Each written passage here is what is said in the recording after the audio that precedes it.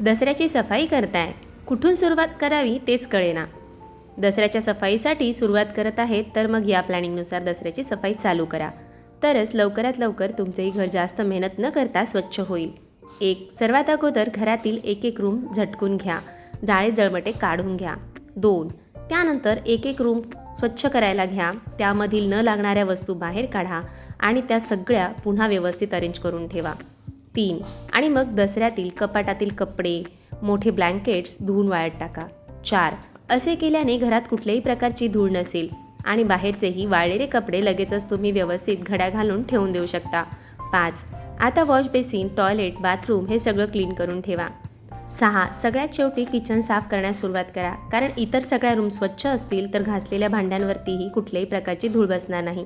अशा प्रकारे दसऱ्यात साफसफाई करा. व्हिडिओ आवडला असेल लाईक, शेअर, सबस्क्राईब नक्की करा. धन्यवाद.